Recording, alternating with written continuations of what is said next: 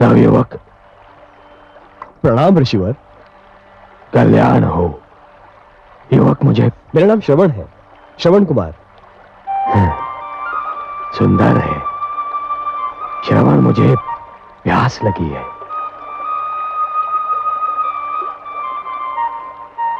क्या बात है? मुनि श्रेष्ठ, आपके वस्त्र तो आपका परिचय देते हैं, परंतु आपके शस्त्रों से आपका परिचय समझ में नहीं आता।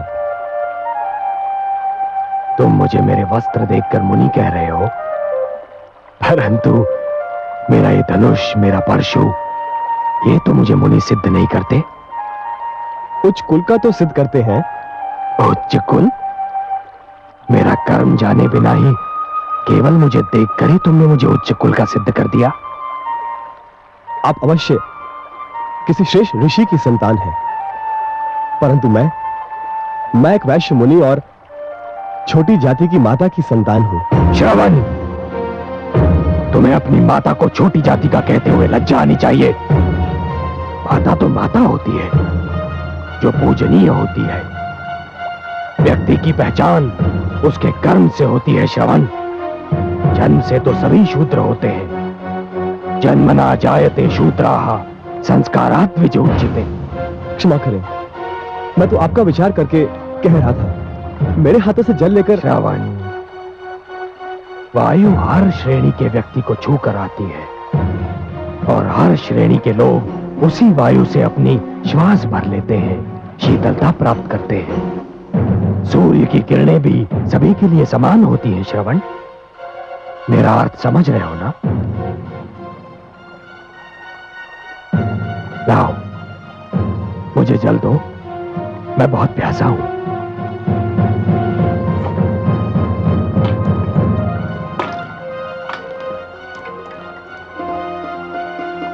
सुखी रहो। हे मुनिवर, आप मुझे अपना परिचय दें, बड़ी कृपा होगी, क्योंकि आज से आप मेरे आदर्श हैं। श्रवण, मैं ऋषि जमदग्नि और माता रेणुका का पुत्र परशुराम हूं। जन्म से तो ब्राह्मण हूं, किंतु कर्म से मुझे क्षत्रिय बनना पड़ा। भगवान परशुराम, अहो भाग्य मेरे, जो मुझे आपके दर्शन हुए। एक तीर्थ स्वयं चलकर मेरे पास आ गया। मैं तुम्हारा तात्पर्य नहीं समझा। मैं अपने अंधे माता पिता को तीर्थों की यात्रा कराने निकला हूं। वो जो बैठे हैं मेरे माता पिता हैं।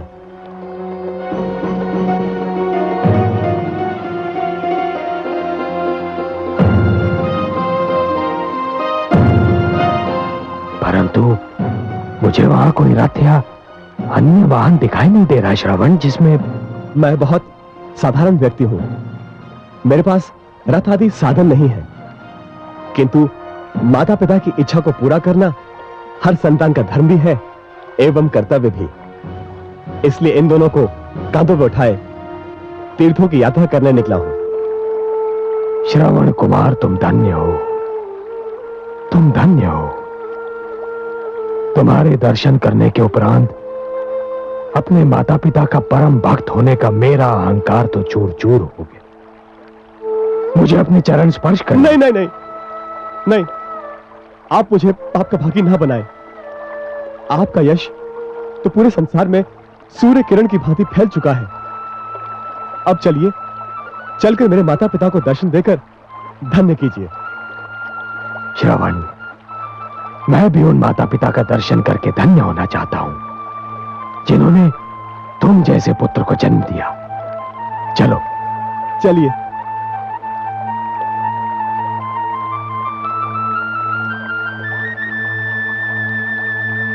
माता पिताश्री, भगवान परशुराम पधारे हैं। हमारे धन्यवाद।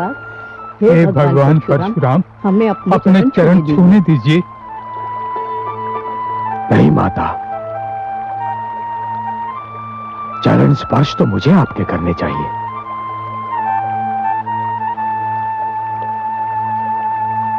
हे माता, मैं आपके पुत्र से मिलकर धन्य हो गया। आपके स्पर्श मात्र से हमें मोक्ष मिल गया। नहीं माता, आपके दर्शनों से मुझे संन्यास प्राप्त हो गया। इस संसार में इससे अच्छा दृश्य और कोई हो ही नहीं सकता कि एक पुत्र के कंधों पर माता पिता तीर्थ यात्रा कर ले। माता, अब मुझे विदा दीजिए। मुझे महाराज जनक के पास पहुंचना है।